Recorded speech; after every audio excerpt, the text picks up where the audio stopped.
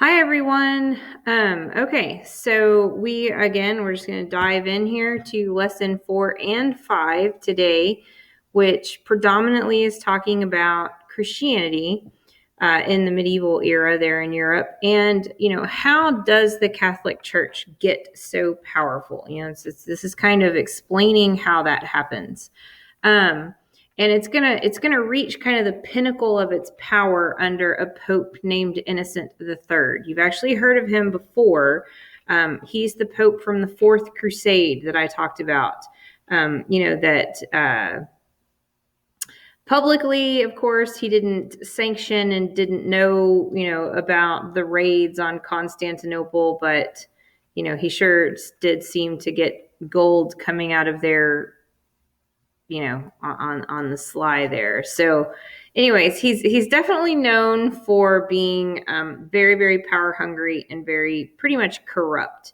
And so, but there are things that happened prior to Innocent the Third becoming pope, however, that also propel the church's power and might in European society forward as well. So okay, so you've seen on maps, prior to this particular slide, the Papal States. They're in purple, and the Papal States are just simply, it's literally territory that the church owns and operates like its own kingdom. This gives them, of course, power and money because land equals power and money. In addition to all the land that the church owns, throughout Europe because of the churches that they build on the land. And then, of course, the monasteries. And I mean, the list goes on and on of the amount of money that's funneling into Rome during this time. But don't ever kid yourself in thinking that the Pope is like, oh, he's their religious leader. He's the religious leader. No. Honestly, the Pope at this time is more political than he is spiritual. It very, very, very involved in the courts of Europe and highly, highly connected to the kings and what's going on. So prior to the 1100s, kings could actually choose the high offices within the church within their kingdom. So let's say like I'm the king of England and and I want to appoint a new bishop of London. Well, I could do that. And a lot and again prior to the 1100s, and a lot of times, of course, they're choosing like their buddies or people that they've known for a long time. And this creates an issue with the church because, of course, when push comes to shove, if you have the king and the Pope disagreeing on certain things, then the bishops that the king appointed that are like his buddies are going to be loyal to the king and not the Pope. And so the church was kind of like, no, we need to have people that we want in control of the church, not people that the kings want, because ultimately the church is our institute, and that's our baby, not yours. And so this practice, though, of kings giving church positions and positions of power too is called lay investiture. And so Pope Gregory the Seventh is going to decide to fight lay investiture because, again, he feels like that, that the leaders of the church should be chosen by the church and not the king. But and don't be wrong, I mean that's a legitimate argument, but at the same time, like, it's also a power grab, from Rome, in the sense that that gives them that much more power, because when kings and the church, there is no separation and it's all highly, highly interconnected. That just gives them that much more of a sense of control over that particular kingdom. So he's elected pope in 1073, and he's actually the first pope to call the papacy and the pope like God's vicar on earth. And that just means the earthly representative of Christ. To this day, the Pope is still called the Vicar of Christ.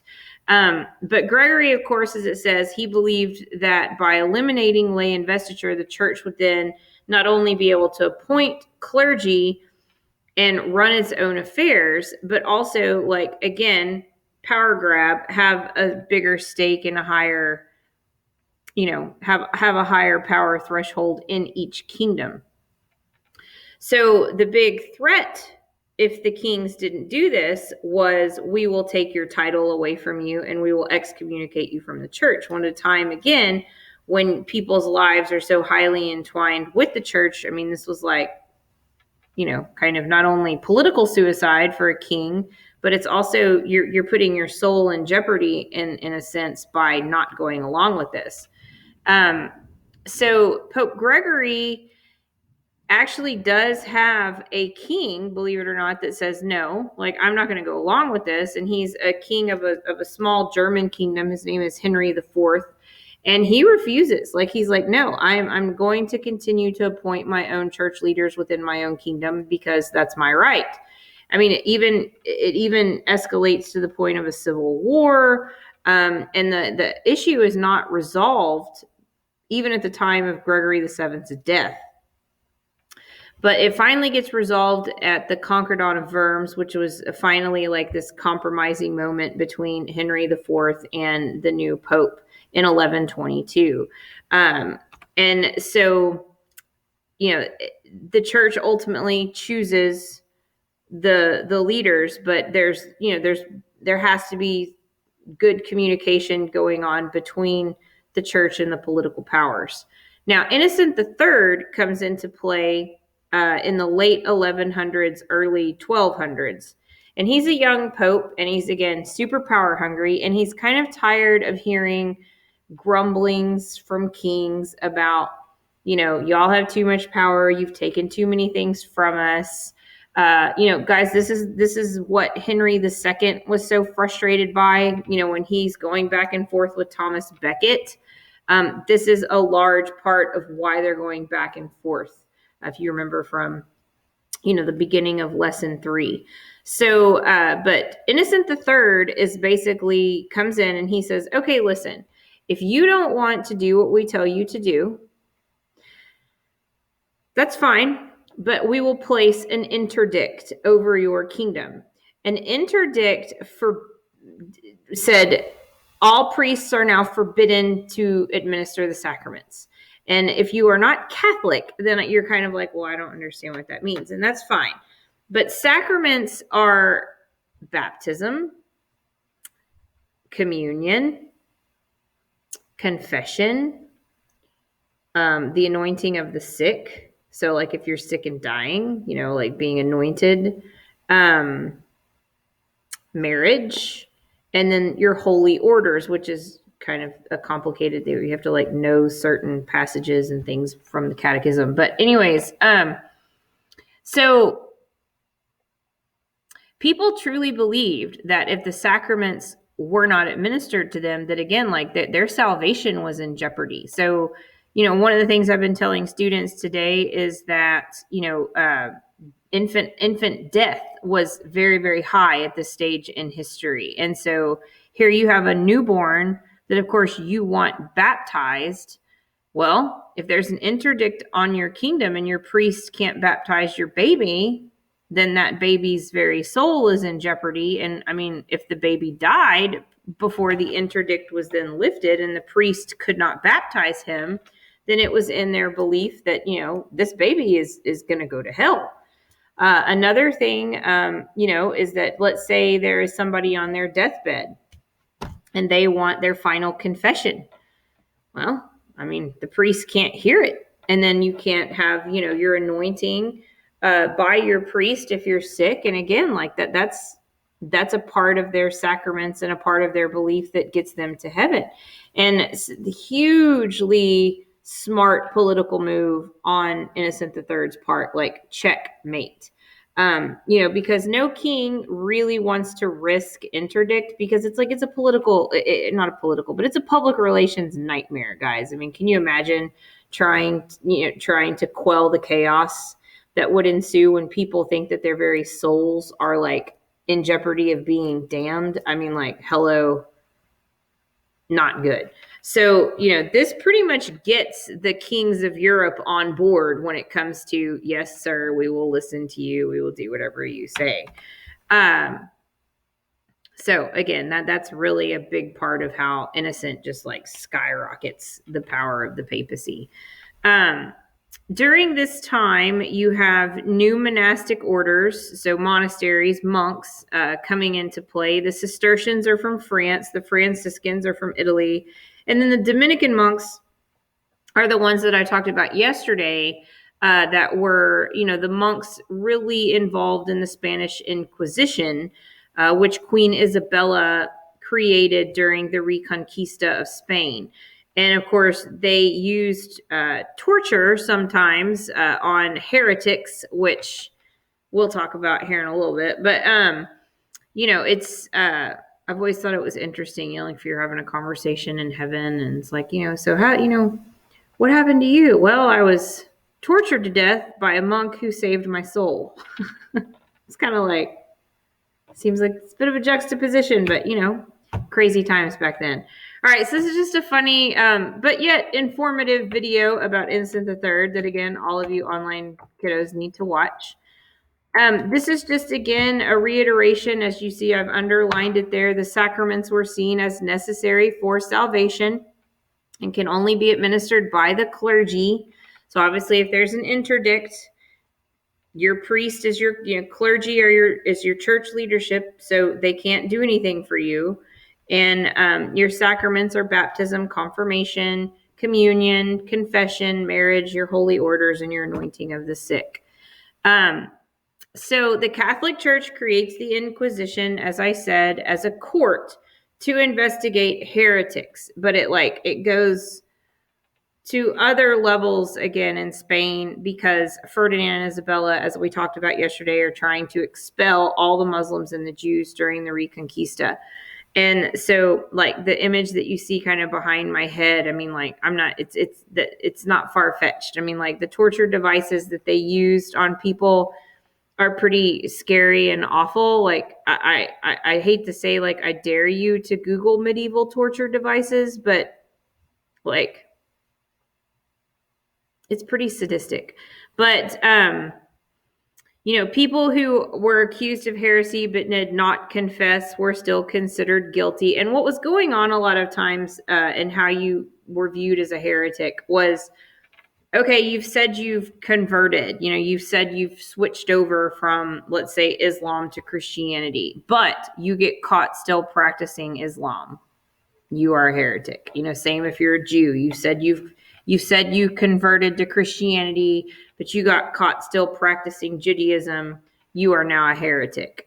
So that's a lot of times what was going on. Or, just if you just went against the norm, you could be a heretic. Like, you're not practicing your faith in the way in which everybody else is, and you're trying to do these things that aren't sanctioned by the church, and so, like, you're being a heretic. I mean, it's basically anything that goes against the norm of the expected practice of Christianity was heresy. So the Inquisition in Spain, probably the most famous, but Inquisition went on all throughout Europe. Again, this is just another reiteration that during the High Middle Ages, the church was the most important really part of people's lives from birth to death. The Catholic Church was seen as the only route to salvation, and they needed those sacraments to get to heaven. They did worship saints and pray to them for guidance and support, and they also pilgrimaged to sites where relics were held all throughout Europe. And that still goes on. One of the things we can really thank the Middle Ages for are the amazing cathedrals. There was so much money, again, being funneled into the Catholic Church during this time. Sorry, my son's out in the hall, and all of a sudden it got really loud, and I was like, whoa.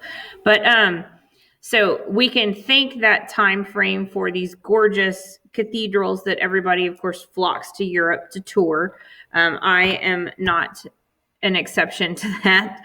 When I was over there, I went to Paris and, of course, went to Notre Dame, and I was there prior to it burning. the day that they had the fire there, I actually like cried and because I was so upset by it, because Notre Dame is just such an incredible place, not only due to just the spirituality of the place, but just the history behind it. To give you a sense of scale, like of that stained glass window that I have pictured there, it's like the size of the floor of my classroom. So, I mean, if you've ever been into like, a decent sized classroom, that stained glass is like as big as the floor. I mean, it's huge. Those like what look like the smaller stained glass beneath it, I mean, they're as big as people. And you can see my picture of the gargoyles there above me, and it's a beautiful place. I mean, I challenge you to Google it, look at better pictures than mine, professional photos, and get a sense of the building. Thousands of years of history are in that place. And it doesn't matter if you're Catholic or not. I mean, I always have students that be like, Miss Latham, why did you go to all these churches? Well, I mean, because it's living history, it's architectural history. I mean, there's so many things that happen there that aren't necessarily tied even to religious purposes, that are tied to political, points in history. So, it's an incredible place. So, moving on to universities. So yes, during this time, you also have your first universities appearing. Again, a lot of that has to do with the monasteries, that they were kind of your original places of learning that then blossom into your universities. So you have like the University of Bologna, the University of Paris, Oxford, Cambridge, places like that have been around for a very, very long time. You have Thomas Aquinas that comes in onto the scene in the Middle Ages, in the 1200s specifically. And what he does is he takes all of your Greek and Roman philosophers that so many people in Europe wouldn't read or really wouldn't study because it was like, oh, they're pagan. And he said, okay, listen, if I can reconcile the teachings of the Greek and Roman philosophers with the doctrines of Christianity and not the doctrines of paganism, will you then read them? And they were like, oh, well, of course. Even though, again, a lot of Romans and especially the Greeks didn't have an opportunity to be Christian because Jesus wasn't even alive yet. That was the viewpoint. And so, but, he said that, this is silly. And again, like reconciled all of that to a Christian doctrine so that people would read it in Europe without feeling like, oh, I'm going against God. And because of that, in large part, you have Europe coming out of the Dark Ages because people start to, get that information back in their brains. If you went to university, you were a boy. Sorry, girls, we're not allowed. And most of the students were getting their degrees in theology, which is the study of religion, law, medicine, philosophies. And you could get your master's degree at that point in time as well. Honestly, the timeline, sorry, I kind of clicked too soon. The timeline of, how long it took you to get your degrees is really about the same as it is now. So that's kind of interesting.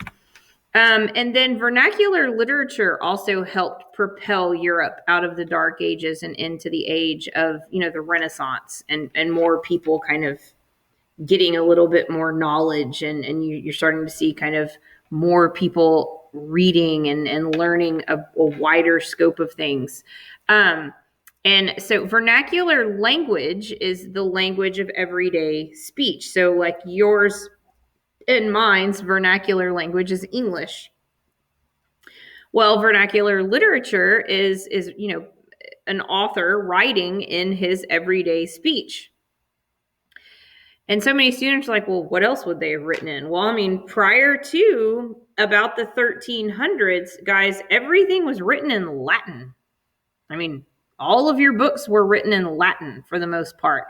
And so, of course, the only people that could actually read these books were your aristocrats that had private tutors and private educators that taught them how to read and speak in Latin. So once you have, things like Chaucer's The Canterbury Tales come on the scene, that are written in English, oh my gosh, like, hey, if I speak it, then I can learn how to read it and connect the phonics. And so, people started having more opportunity to, again, like broaden their minds. And more literature started coming out that was written again in vernacular. So English and Spanish and French and German and Italian instead of Latin. And so that really, again, propelled Europe forward. And that is it for today. Tomorrow we will end talking about the Black Death. And then Thursday you will take your exam over Unit 5. So I hope you guys are having an awesome Tuesday, and I'll see you tomorrow. Bye.